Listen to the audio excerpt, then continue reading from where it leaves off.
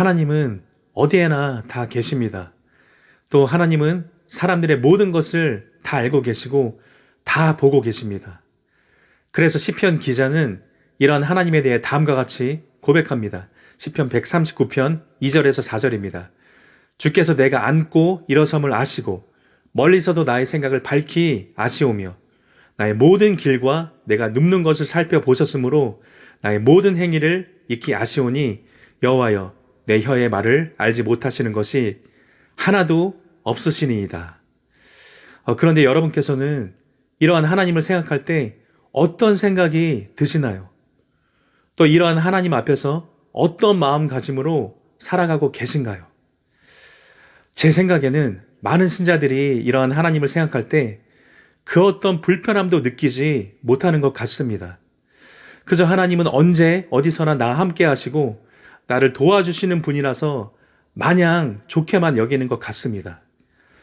하지만 저는 이것이 오히려 신앙의 균형에서 벗어난 증거라고 생각합니다. 왜냐하면 언제 어디에나 다 계시고 모든 것을 다 알고 보고 계시는 하나님의 임재를 생각하면 한편으로는 불편함을 느끼는 것이 당연하기 때문입니다. 또는 한편으로는 두려움을 느끼는 것이 당연하기 때문입니다. 따라서 하나님의 임재를 단지 그렇게만 여기는 사람들은 실제로도 하나님에 대한 두려움이 없이 신앙생활을 하는 사람들일 가능성이 높을 것입니다. 다시 말해서 하나님의 사랑밖에 모르고 신앙생활을 하는 것일 수 있다는 것입니다. 하지만 과연 하나님께서는 사랑의 하나님이기만 하실까요? 그래서 하나님은 전혀 두려움의 대상이 아닌 것일까요? 물론 어떤 사람들은 이렇게 말하고 싶을지도 모를 것입니다. 비록 구약 시대에는 하나님이 무서운 분이셨지만 신약 시대에 와서는 한없이 자비로우셔서 두려워할 게 전혀 없다라고 말입니다. 그리고 그 근거로서 하나님께서 예수님의 십자가 죽으심을 통해 그분의 사랑이 얼마나 위대한지 확증하신 것을 말할 수도 있을 것입니다. 그러나 그러한 생각은 신약 성경에 나오는 다음 몇 구절의 말씀만 보더라도 전혀 지지를 받지 못하게 됩니다. 아주 일부만 인용해 드리자면 먼저 예수님께서는 다음과 같이 말씀하셨기 때문입니다. 마태복음 10장 28절입니다. 몸은 죽여도 영혼은 능히 죽이지 못하는 자들을 두려워하지 말고 오직 몸과 영혼을 능히 지옥에 멸하실 수 있는 이를 두려워하라. 또 사도 바울도 다음과 같이 경고했습니다. 로마서 11장 20절 하반절에서 21절입니다. 높은 마음을 품지 말고 도리어 두려워하라. 하나님이 원 가지들도 아끼지 아니하셨은즉 너도 아끼지 아니하시리라.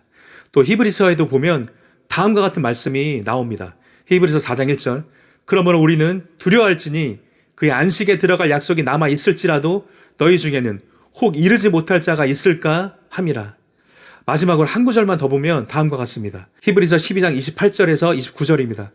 그러므로 우리가 흔들리지 않는 나라를 받았은즉 은혜를 받자 이로 말미암아 경건함과 두려움으로 하나님을 기쁘시게 섬길지니 우리 하나님은 소멸하는 불이심이라. 여러분, 이 구절들에서 말하는 두려움에는 공통점이 있습니다.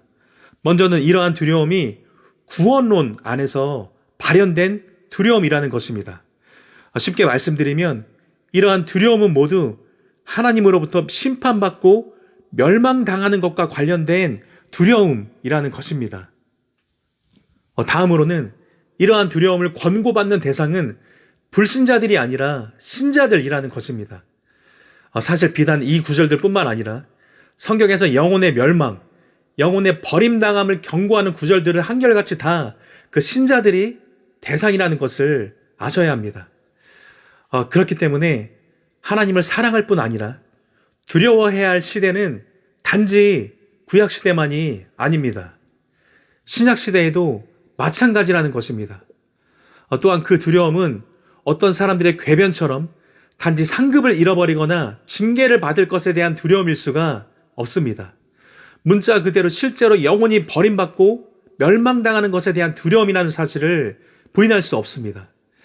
이 때문에 사도 바울은 신약 시대를 살아가는 성도들을 대상으로 하나님의 두 가지 성품 모두를 동시에 바라볼 것을 다음과 같이 권고했던 것입니다. 로마서 11장 22절입니다. 그러므로 하나님의 인자하심과 준엄하심을 보라. 넘어지는 자들에게는 준엄하심이 있으니 너희가 만일 하나님의 인자하심에 머물러 있으면 그 인자가 너희에게 있으리라. 그렇지 않으면 너도 찍히는 바 되리라. 여러분, 왜 그렇겠습니까? 그 이유는 단순하면서도 분명합니다. 하나님은 구원자이실 뿐만 아니라 심판자이시기 때문입니다.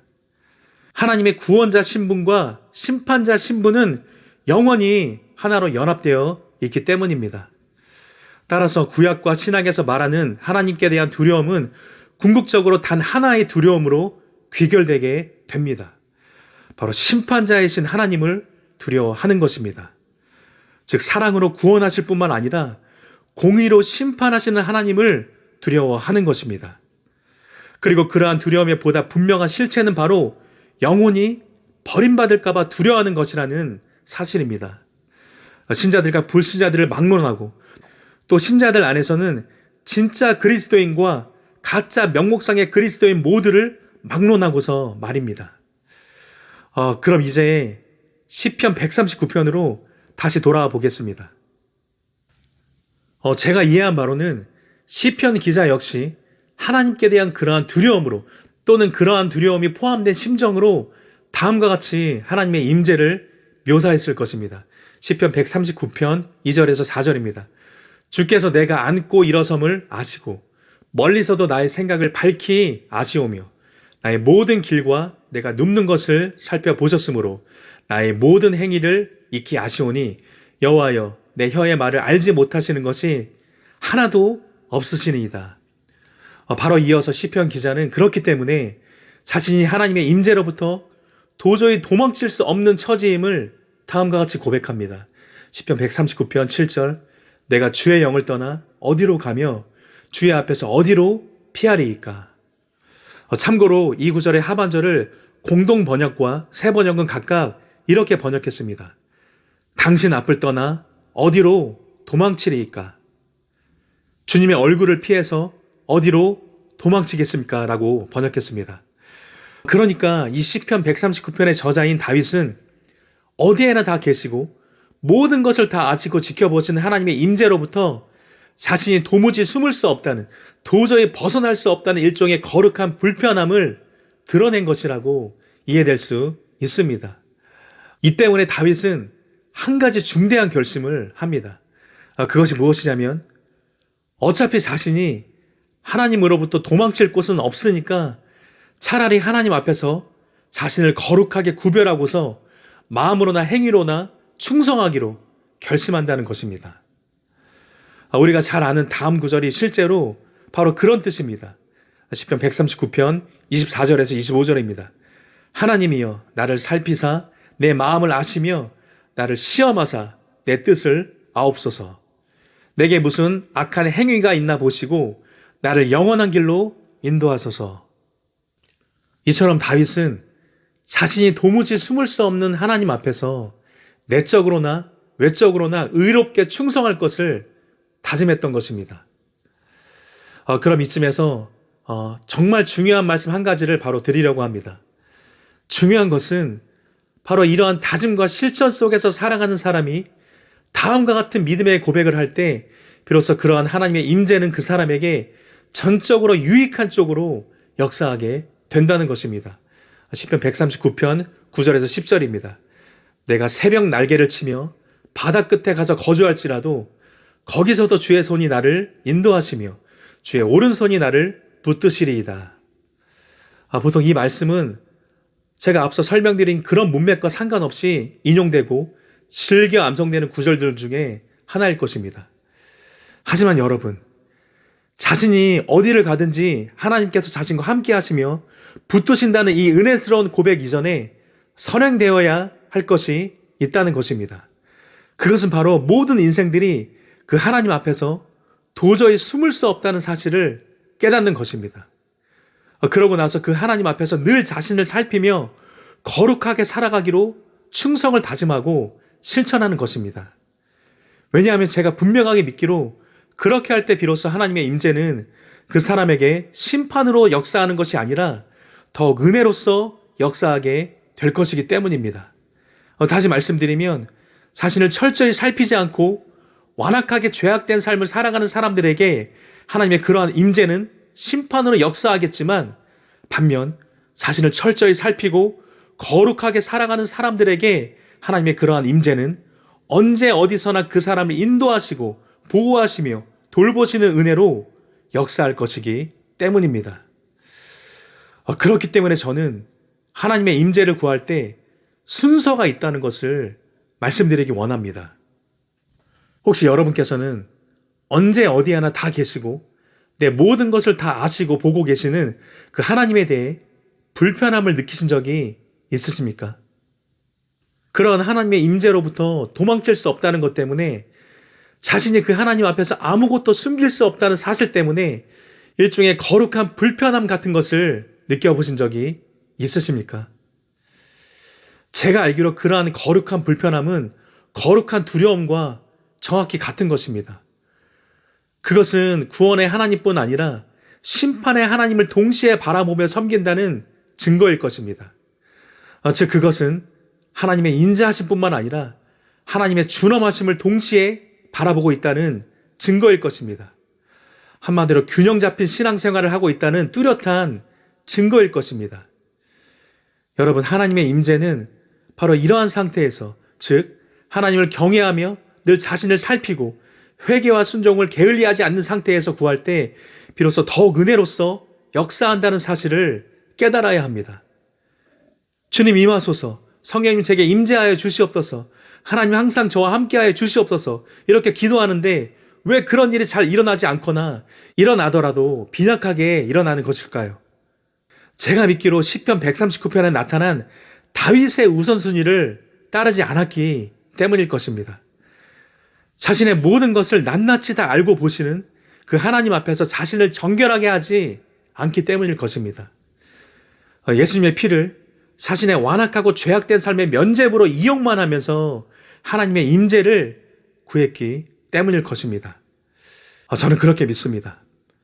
그러므로 앞으로 여러분께서는 다윗의 우선순위를 꼭 따르게 되셨으면 좋겠습니다. 그래서 자신의 마음과 행위가 하나님 앞에서 숨겨질 수 없음을 인정하고 늘 회개와 순종의 삶을 살아가게 되시기를 축복합니다. 당연히 자신의 힘이 아니라 성령님을 의지함으로써 말입니다. 여러분, 우시야 왕이 죽던 해의 이사야는 하나님의 영광스러운 임재를 경험하게 됩니다. 그런데 하나님의 그 거룩한 임재, 그 거룩한 영광을 대면한 이사야 선지자의 첫 마디가 무엇이었는 줄 아십니까? 하나님이 나와 이토록 함께 하시다니 정말 감사합니다가 아니었습니다. 그때 이사야 안에서 터져나오는 첫 번째 반응은 화로다 나여 망하게 되었도다 였습니다. 이사야 6장 5절입니다. 그때 내가 말하되 화로다 나여 망하게 되었도다. 나는 입술이 부정한 사람이요 나는 입술이 부정한 백성 중에 거주하면서 만군의 여호와이신 왕을 배웠음이로다 하였더라. 이사야도 자신의 죄악된 실상을 잘 알고 있었습니다. 그리고 그러한 이사야 자신에게 하나님의 거룩한 임재는 저절로 그러한 자백이 튀어나오게 만드는 압도적인 경험이었을 것입니다. 여러분, 하나님의 임재는 바로 그런 것입니다. 회개 없이, 거룩함 없이 죄악된 삶으로 얼룩진 사람이 아무런 거리낌 없이 하나님께 나아갈 때는 그런 사람에게 하나님의 임재는 얼마든지 심판의 근거가 될 수도 있다는 것을 꼭 기억해야 합니다. 물론 하나님께서는 죄 몇 번 짓는다고 바로 심판하시는 분이 아니십니다. 하나님은 노하기를 더디하시는 사랑의 하나님이시기 때문입니다. 출애굽기 34장 6절입니다. 여호와께서 그의 앞으로 지나시며 선포하시되 여호와라 여호와라 자비롭고 은혜롭고 노하기를 더디하고 인자와 진실이 많은 하나님이라. 그래서 하나님께서는 아무도 멸망하지 않도록 오래 참아주십니다. 베드로전서 3장 9절 오직 주께서는 너희를 대하여 오래 참으사 아무도 멸망하지 아니하고 다 회개하게 이르기를 원하시느니라. 그러나 하나님께서는 결국 그 사람이 회개하는 것을 통해 용서하신다는 사실도 잊지 말아야 합니다. 하나님은 죄를 묵인하시거나 용납하시는 것이 아니라 오래 참으사 회개하기를 기다리시는 것입니다. 따라서 이 말인즉슨 끝내 회개하지 않으면 누구든지 다 멸망하게 된다는 것입니다. 그러므로 모든 그리스도인들이 죄에 넘어질 때마다 취해야 할 자세는 바로 이것이라고 믿습니다. 노하기를 더디하시고 사랑과 자비와 은혜가 풍성하신 하나님께 주저하지 않고 회개하며 나아가는 것입니다. 동시에 단 한 번의 죄일지라도 그 죄가 장성해서 사망으로 이어질 수 있다는 것을 생각해야 합니다. 그래서 철저히 회개하여 성령님을 의지하는 가운데 그 죄를 끊어내야 합니다. 비록 완전하지는 않더라도 회개에 합당한 열매를 맺어야 한다는 말씀을 드리는 것입니다. 이것이 없는 회개는 다 가짜이고 이것이 없는 믿음은 다 가짜 믿음이기 때문입니다. 하나님 보시기에 습관적으로 죄의 종이 된 상태와 의의 종된 상태에서 중심으로 순종하다가 부득불 죄에 넘어지는 것은 엄연히 다를 것이기 때문입니다. 만일 그렇지 못할 때는 정말 하나님을 두려워해야 한다는 것입니다.